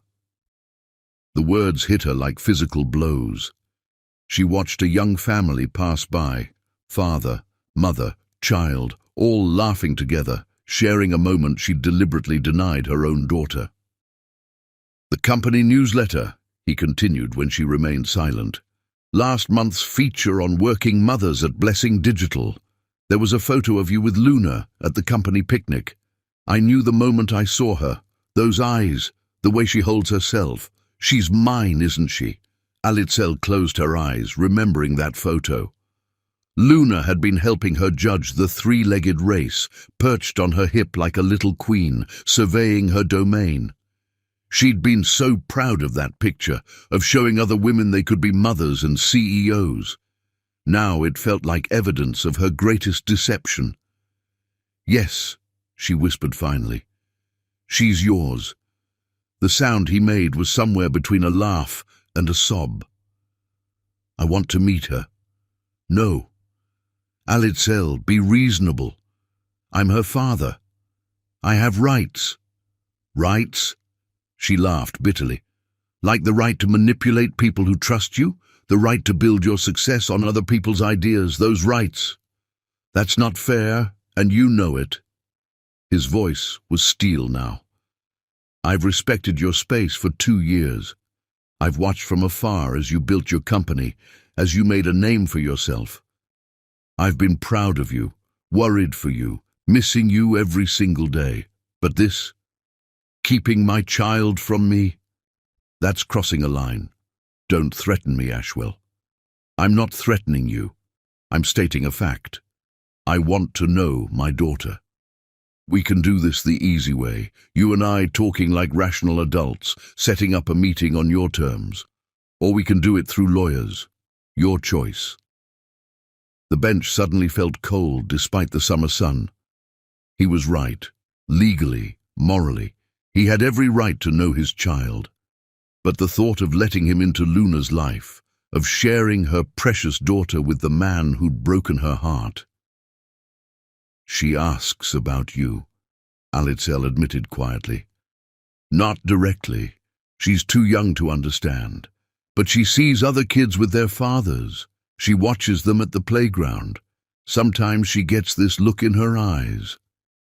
"Let me meet her," he pleaded. "Please, Alitzel. I've missed so much already." She thought about Luna's upcoming ballet recital, how her daughter had asked if she could invite a daddy, like her friend Emma had. She thought about future father-daughter dances, graduation ceremonies, weddings. Could she really deny Luna these moments out of fear and pride? "One meeting," she said finally, "supervised, at my office. If it goes well, we can discuss next steps." "Thank you," he breathed. "When?" "Next week, Tuesday afternoon. I'll have my assistant send you the details." "Alitzel?" His voice stopped her before she could hang up. "I never stopped loving you, either of you, even before I knew about her." She ended the call without responding, her vision blurring with unshed tears. Across the pond, the swan boats continued their gentle circuits, families laughing together in the summer sun. Soon, her own carefully constructed world would shift on its axis as Luna met her father for the first time. Her phone buzzed again, a photo this time. She opened it with trembling fingers to find a picture of herself and Luna from last weekend, playing in this very garden. They were building a sand castle together, Luna's face scrunched in concentration exactly like her father's when he tackled a complex problem. Another message followed. "She's perfect, Alitzel. Just like her mother." She should have been angry at the surveillance, the invasion of privacy.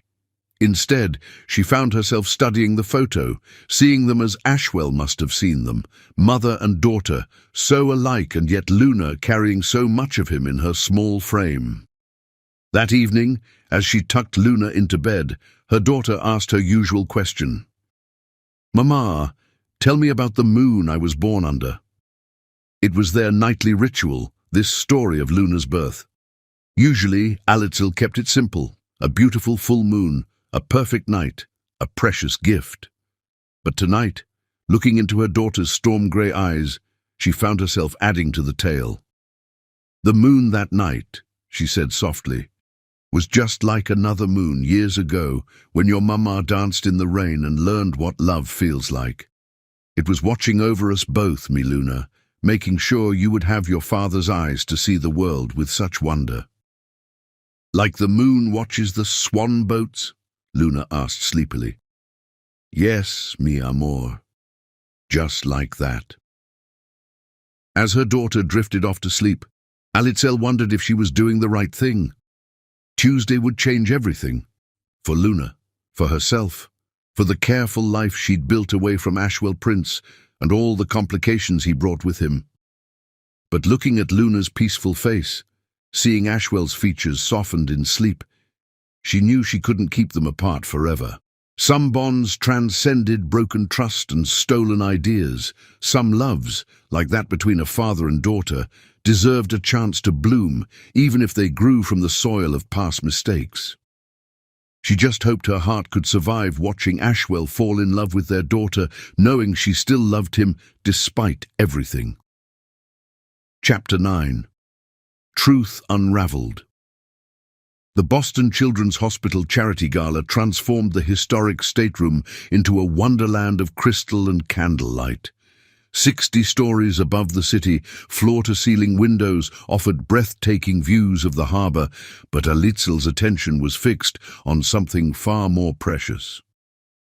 Luna, dressed in a tiny powder-blue party dress, played with other children in the supervised activity area, her dark curls bouncing as she built elaborate block structures.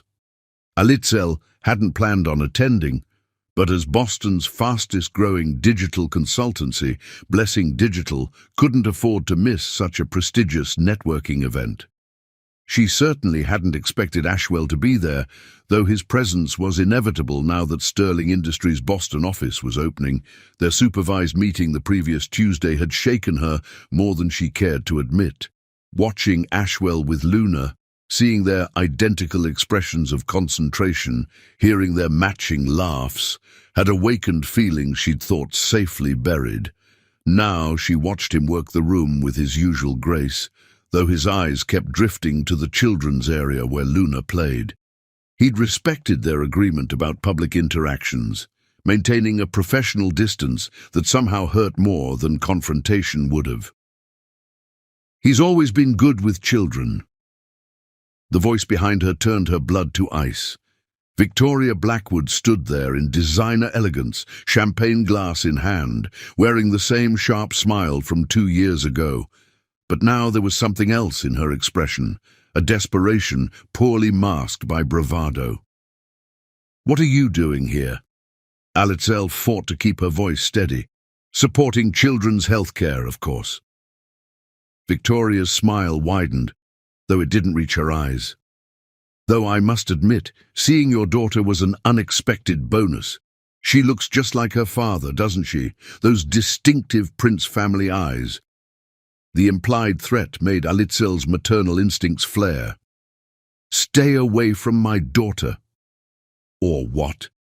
Victoria sipped her champagne with affected casualness. "You'll keep her from her father? Oh, wait. You've already done that, tell me. Does she ask about him? Does she wonder why other children have daddies and she doesn't? You don't know anything about my family." "I know everything about your family." Victoria's composure cracked slightly. "I know how you fled New York with Ashwell's child. I know how you built your company using Sterling's stolen strategies. I know about the trust fund you set up in Luna's name. Clever, using your mother's maiden name on the paperwork." Horror crept up Alitzel's spine. How long had Victoria been watching them? What was her endgame? A commotion from the children's area drew their attention. Luna had wandered away from the group, making a beeline for Ashwell.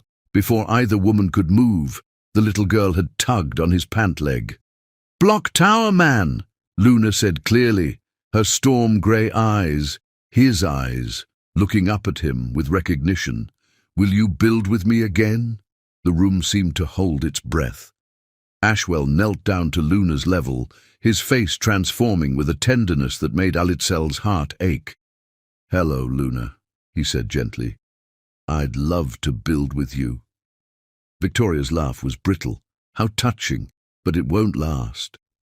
You see, I've already sent the board a detailed report about your creative approach to building your company.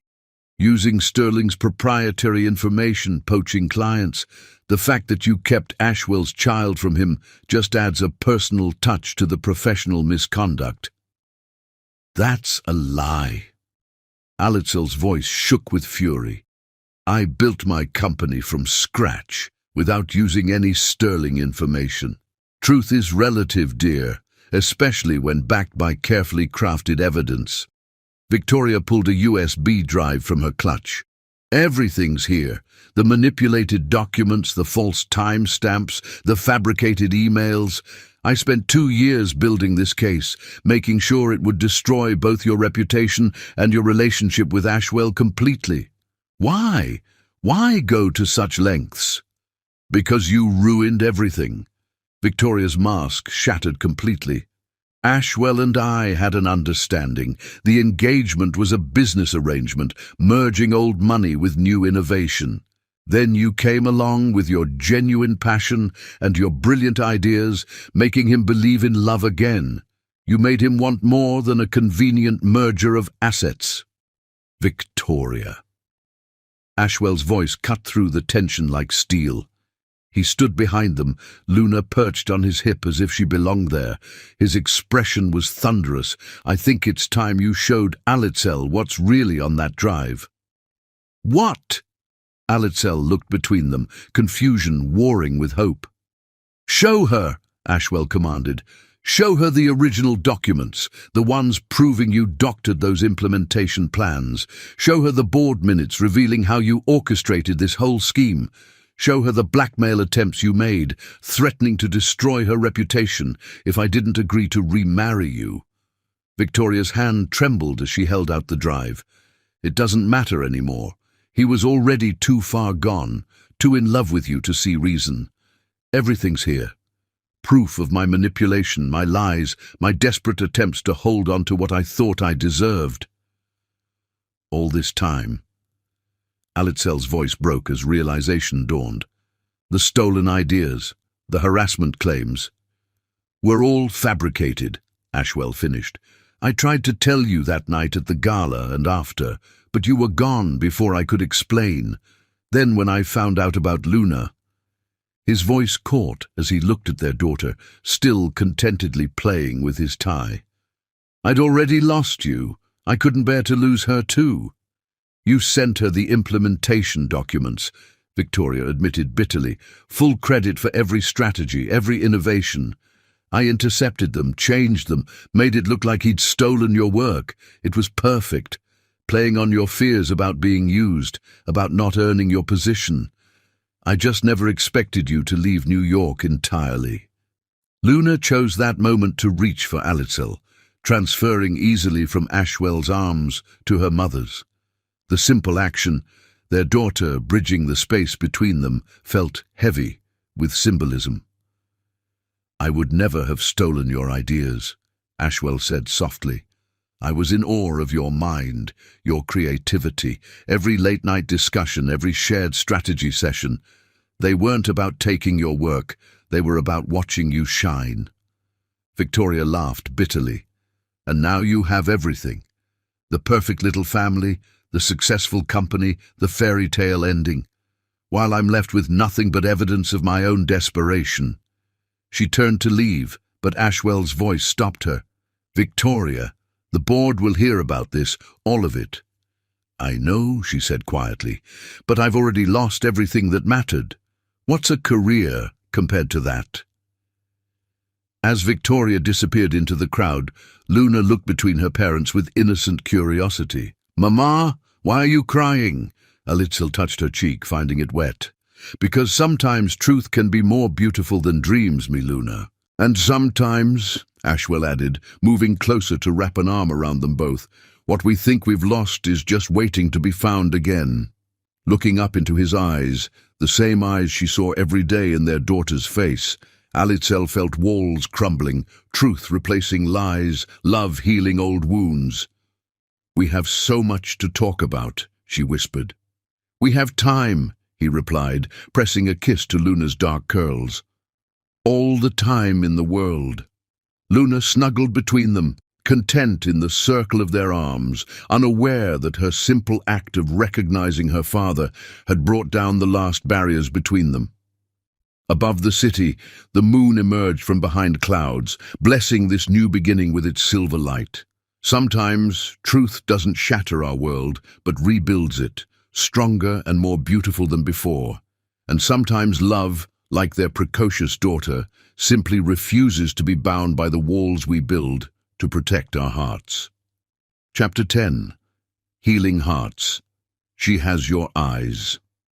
Alitzel's whispered words broke the reverent silence as she and Ashwell watched Luna sleeping in her princess-themed bedroom. It had been 3 weeks since the charity gala revelation.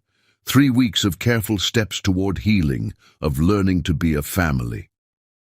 They stood in the doorway of Alitzel's Boston townhouse, watching their daughter's peaceful slumber. Luna clutched her beloved stuffed elephant, now joined by an entire menagerie of plush animals from her father, while the full moon cast silver light through her window. "But she has your spirit," Ashwell replied softly, his hand finding Alitzel's in the darkness. "That same fire that made you throw a stapler at me the day we met." She laughed quietly, letting herself lean against him slightly. Physical contact was still new, still charged with memory and possibility. "I still can't believe you remember that day so clearly. How could I forget?" His thumb traced circles on her palm, sending shivers up her arm. "The most beautiful woman I'd ever seen. Half-dressed in my conference room, defending herself with office supplies. I fell in love with you right then, though I didn't know it yet." They retreated to the living room, leaving Luna's door slightly ajar. The past weeks had been a delicate dance of reconciliation. Coffee meetings to discuss Luna's schedule, dinners that started as co-parenting discussions and evolved into deeper conversations. Moments like this, where the old chemistry flickered to life despite their best efforts at restraint. "I've been going through the files on Victoria's drive," Alitzel said, settling onto the couch. "All this time, I thought I was so wrong about everything." Ashwell sat beside her, leaving careful space between them. "We both made mistakes. I should have seen what Victoria was planning, should have fought harder to explain when you left. Would I have listened?" She turned to face him, drawing her legs up under her. "I was so hurt, so convinced that everything between us had been a lie when I found out I was pregnant. Why didn't you tell me?" The pain in his voice made her heart ache. "Even if you hated me, even if you never wanted to see me again, Luna was mine too." "I know." Tears pricked at her eyes. "At first I was just trying to protect myself, my heart.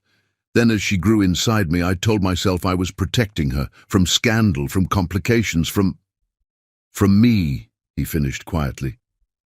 "From the man I thought you were," she corrected. "The man Victoria made me believe in. Not the real you. The one who builds block towers for hours, who knows all the voices in Luna's favorite bedtime stories, who looks at our daughter like she's the most precious thing in the universe." Ashwell's eyes shone with emotion in the dim light. "She is precious. So precious. Every time I look at her, I see all the moments I missed. Her first steps, her first words."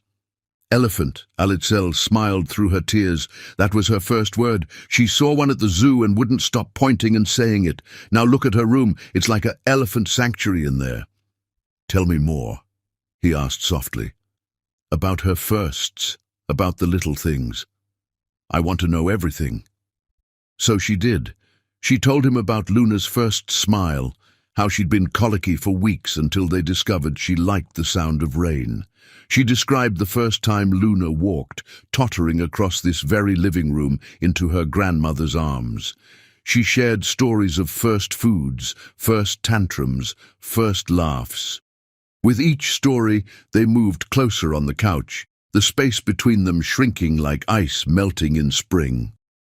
Ashwell drank in every detail, occasionally asking questions or sharing observations about traits Luna had inherited from each of them. "She problem-solves like you," Alitzel noted, "the way she'll sit and study something before trying it. Last week, she spent an hour figuring out how to reach her favorite book on the high shelf. Instead of asking for help, she constructed an elaborate pathway using her toys as stepping stones." "But she negotiates like you," Ashwell countered, grinning. "Yesterday at the park, she convinced me that ice cream was essential for proper swing technique. Her argument was very persuasive." They laughed together, and suddenly Alitzel was aware of how close they'd gotten. Their shoulders touched, her knee pressed against his thigh, their hands nearly brushing on the couch between them. "I never stopped loving you," she whispered, the words escaping before she could catch them. "Even when I thought you'd betrayed me, even when I was furious and hurt, I never stopped." Ashwell's breath caught. Slowly, giving her time to pull away, he reached up to cup her cheek. I never stopped either. Not for a single day. Seeing you with Luna, watching you build your company, becoming this incredible mother. It just made me love you more.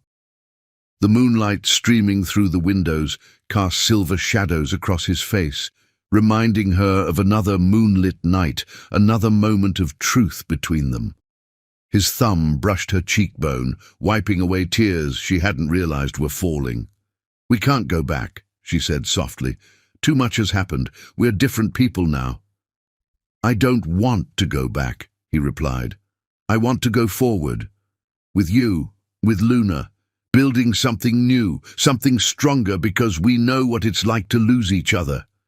She leaned into his touch, her heart racing. I'm still scared. Of what? Of trusting again, of letting you in only to have my heart broken, of Luna getting hurt if things don't work out. I can't promise we'll never hurt each other, he said honestly, but I can promise to never lie to you, to never take you for granted, to spend every day trying to be worthy of you and our daughter. Their faces were inches apart now, the air between them charged with possibility. Ashwell, she breathed, and it was both a question and an answer. He kissed her then, gentle and sweet, like he was discovering her all over again. Her hands found their way into his hair as the kiss deepened, becoming something hungry and healing all at once. Years of pain and longing poured into the connection, washing away in waves of renewed love. When they finally parted, both breathing heavily, Ashwell rested his forehead against hers. Stay with me, she whispered, echoing his words from that rainy night so long ago. Not just for Luna, not just for tonight. Stay with me for all of it, the hard times and the joy, the ordinary moments and the extraordinary ones. Forever, he promised, sealing it with another kiss. However long it takes to make up for lost time, to rebuild trust, to make you believe in us again. I'm not letting you go this time, Alitzel blessing, you or our little moon. As if on cue, Luna's voice called out sleepily from her room. Mama? Daddy? They shared a smile, hearts swelling at hearing their daughter use both titles so naturally. Coming, me Luna, Alitzel called back, standing and pulling Ashwell with her. They found Luna sitting up in bed, rubbing her eyes. Bad dream, she mumbled, reaching for both of them. Together they settled on either side of her small bed, creating a cocoon of family warmth. Ashwell began telling a story about a brave little elephant who found her way home, while Alitzel stroked Luna's hair. Their free hands met over their daughter's head, fingers intertwining naturally. Looking at them in the moonlight, Ashwell's gentle expression as he wove the tale, Luna's sleepy smile as she cuddled between them. Alitzel felt the last pieces of her heart click into place. This was what healing looked like, not an absence of scars, but a beauty that grew from them, stronger and more precious for having been broken and reformed.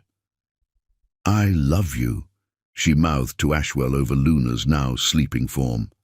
I love you both, he mouthed back, his eyes shining with tears and joy and promises of forever. Outside, the moon watched over them, as it had on so many important nights in their story, but this time it saw not two hearts dancing around each other, but three hearts beating in perfect harmony, a family healing, a love story finding its way home. Chapter 11. New Beginnings. The Boston Public Garden had never looked more enchanting. September had painted the trees in shades of gold and crimson, and thousands of tiny lights twinkled in their branches like earthbound stars. White chairs lined a flower-strewn aisle, and an elegant arch draped with roses and ivy marked the spot where Alitzel Blessing would become Alitzel Prince. In a tent set up near the swan boats, Alitzel stood before a full-length mirror, her mother making final adjustments to her gown. The ivory-laced dress was a masterpiece of simplicity and elegance, hugging her curves before flowing into a gentle train. Her dark hair was swept up, dotted with tiny pearl pins that caught the light. like dewdrops. "Mama, you look like a princess!" Luna burst into the tent, her own flower girl dress swishing around her legs. At 3 years old, she was the perfect combination of both her parents, Ashwell's thoughtful eyes and Alitzel's bright smile. "Careful with the flowers, me Luna," Alitzel laughed as her daughter twirled, rose petals flying from her basket. The past 6 months since their reconciliation had been like a dream. Ashwell moving to Boston permanently, their families blending seamlessly, and a proposal that had brought them full circle. He'd asked her to marry him in the conference room where they first met, getting down on one knee among scattered office supplies. "Since you threw your heart at me along with that stapler," he'd said, "it seems only right to make it official here." "Mama!" Luna's voice brought her back to the present. "Is Daddy nervous too?" "Why do you think Daddy's nervous, sweetie?" "He keeps practicing his words. I heard him in the mirror this morning. 'I promise to love you forever and ever and ever.'" Luna mimicked her father's serious tone perfectly. Alitzel's heart melted. They'd written their own vows, keeping them secret from each other. She touched the folded paper tucked into her bouquet, words she'd rewritten a dozen times trying to capture the magnitude of their journey. "5 minutos," her mother announced, shooing Luna out to join the other attendants. She turned to Alitzel, eyes shining with tears. "Mihija, you look like a dream." "Mama, don't cry," Alitzel said, feeling her own eyes well up. "You'll make me ruin my makeup." "Happy tears only," her mother promised, adjusting Alitzel's veil one last time. "Your father would be so proud today." The mention of her late father made Alitzel's throat tight. He'd passed away when she was in college, but she'd included subtle tributes to him throughout the wedding. His favorite flowers in her bouquet, a photo charm on her bracelet, the Mexican wedding traditions he'd always wanted for her. Music began playing outside, the string quartet starting the processional. Alitzel took a deep breath, checking her reflection one final time. The woman in the mirror looked radiant, glowing with happiness and love. Her mother slipped out to take her seat, and Alitzel had a moment alone.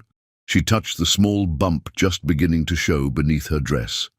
Their secret, not yet shared with anyone. Another little blessing, due in spring. The wedding coordinator appeared at the tent entrance. "Ready?" Alitzel nodded, gathering her bouquet. As she stepped out into the autumn sunshine, the assembled guests rose. But she saw only Ashwell standing beneath the arch, looking at her like she was the sun and stars combined. Luna led the procession, spreading rose petals with careful concentration. When she reached the front, she broke protocol to hug Ashwell's legs before taking her place, making the guests laugh softly. Each step down the aisle felt like walking through their story, past the spot where they'd danced in the rain, near the bench where they'd shared secrets and dreams, under trees that had witnessed their love growing despite every obstacle. When she reached him, Ashwell's eyes were suspiciously bright. "You're stunning," he whispered, taking her hands in his. The officiant began the ceremony, but Alitzel barely heard the words. She was lost in Ashwell's eyes, in the warmth of his hands holding hers, in the perfect rightness of this moment. Then came time for their vows. Ashwell went first, his voice steady, despite the emotion clear on his face. "Alitzel, my love, my heart, mother of our precious Luna and keeper of my soul. Our story began with a stapler and a coffee stain, and I wouldn't change a single moment of it. Every step, every mistake, every triumph led us here. You challenge me to be better, love me despite my flaws, and make me believe in second chances. I promise to spend every day earning the trust you've given me again, to be the father our daughter deserves, and to love you with every breath in my body.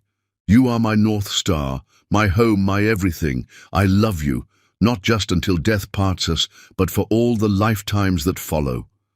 Tears flowed freely down Alitzel's cheeks as she unfolded her own vows. "Ashwell, my unexpected love, my partner, my heart's home." They say time heals all wounds, but love, real love, transforms them into something beautiful. You've taught me that trust, once rebuilt, can be stronger than before. That family isn't just blood, but choice and commitment and daily acts of love. I promise to face every challenge by your side, to build our future together brick by brick, to love you through storms and sunshine. Thank you for giving me Luna, for showing me what real partnership looks like, for loving me enough to wait until I found my way back to you. I choose you, today and every day, in this life and whatever comes after. Luna, who'd been watching solemnly, suddenly piped up, I promise too. I promise to love Mama and Daddy forever and ever. The spontaneous addition made everyone laugh through their tears. Ashwell reached down to squeeze her hand, including her in the moment perfectly. The exchange of rings was almost anticlimactic after the emotional vows, but Alitzel's hands still trembled as she slipped the platinum band onto Ashwell's finger. His matched her engagement ring, a stunning sapphire surrounded by diamonds, chosen because it reminded him of her eyes. By the power vested in me, the officiant said, I now pronounce you husband and wife. You may kiss the bride. Ashwell cupped her face with infinite tenderness, wiping away happy tears with his thumbs before kissing her. The guests applauded, Luna cheered, and Alitzel felt her heart might burst with joy. The reception was a blur of dancing, toasting, and celebration. Luna insisted on giving an impromptu speech, telling everyone how her daddy built the best block towers and her mama told the best bedtime stories, and now they could all live together forever and ever. As the sun set, casting golden light across the garden, Ashwell led Alitzel to a quiet spot near the water. Mrs. Prince, he murmured, pulling her close. How does it feel? Perfect, she sighed, resting her head on his chest. Though I have something to tell you. Oh, she took his hand, placing it on her slight bump. We're going to need a bigger block tower. His eyes widened, then filled with tears of joy. Really? When? Spring. I found out last week. I wanted to wait until today to tell you. He kissed her deeply, pouring all his love and happiness into it. When they parted, he knelt to press a gentle kiss to her stomach. Hello, little one. I promise I won't miss a single moment this time. Luna found them then, demanding a dance with both her parents. They swayed together, a family of 3, soon to be 4, under the same moon that had witnessed every chapter of their love story. Later, as they drove away toward their honeymoon, Alitzel looked back at the garden where their story had come full circle. From broken trust to renewed love, from separation to reunion, from 2 hearts to a family bound by something stronger than any past pain. Happy? Ashwell asked, squeezing her hand. Beyond happy, she replied, thinking of their daughter sleeping peacefully at her grandmother's, of the new life growing inside her, of all the chapters yet to be written in their story. They had come so far from that first meeting, the stapler-throwing marketing coordinator and the CEO who fell in love with her fire. Now they were something more, partners, parents, soulmates who had found their way back to each other against all odds. The moon rose over Boston Harbor, full and bright like the night Luna was born, like the night they first kissed, like so many significant moments in their journey. But tonight, it witnessed something new. Not an ending, but a beginning. Not a farewell, but a promise of forever. And somewhere in the garden, a stapler sat among the wedding gifts. Ashwell's idea of a joke and a tribute to where it all began. Chapter 12. Forever After. Their wedding night was everything romance novels promised and more. The presidential suite at the Boston Harbor Hotel offered breathtaking views of the water, but Ashwell and Alitzel only had eyes for each other. Years of separation, months of rebuilding trust, and weeks of wedding preparation had led to this moment of perfect unity. Mrs. Prince, Ashwell murmured, helping her out of her wedding dress with reverent hands. "I've waited so long to call you that. I still can't believe you proposed with a stapler." Alitzel laughed, the sound turning into a gasp as his lips found her neck. "Well, it worked, didn't it?" He grinned against her skin. "Though I have to admit, ducking was my first instinct when I got down on one knee. Old habits die hard." Their laughter turned to passionate kisses, clothes falling away as they rediscovered each other. The moonlight streaming through the windows painted silver patterns on their skin as they made love, gentle at first, then with increasing urgency, pouring years of longing into each touch. Later, wrapped in luxurious sheets, Alitzel traced patterns on Ashwell's chest. "I can't wait to tell Luna about the baby." "She'll be thrilled," he agreed, "though she might try to name them Elephant." "Don't even joke about that. She's persuasive enough to actually convince us." The next morning, they found a surprise waiting in their suite's living room. A gift basket from the Sterling Industries board, filled with office supplies. Each item had a note attached. The stapler, for when you need to make a point. Paper clips, for keeping things together. Rubber bands, for flexibility in marriage. Whiteout, for fresh starts. A Deluxe coffee maker, for avoiding future stains. "They'll never let us live down how we met, will they?" Alitzel laughed, examining the golden stapler with its engraved wedding date. "Never," Ashwell confirmed, pulling her close, "though I have to admit it's a unique How I Met Your Mother story for Luna." 6 months later, their son arrived, thankfully not named Elephant, though Luna had campaigned hard for it. They named him Leo, for the strength he showed arriving 3 weeks early, eager to join their family. Luna proved to be the most attentive big sister, treating Leo like her favorite new doll. She'd sit by his crib for hours, reading him stories from her picture books and explaining the complex politics of her stuffed animal kingdom. Life settled into a beautiful rhythm. Ashwell split his time between Sterling's Boston and New York offices, while Alitzel's consulting firm continued to grow. They found balance between work and family, their past struggles making them appreciate every moment together. Their home became a place of laughter and love. Family dinner conversations were a delightful mix of business strategy and preschool politics. Luna would solemnly inform them about playground mergers and acquisition of toys, while Leo contributed his opinions through enthusiastic babbling.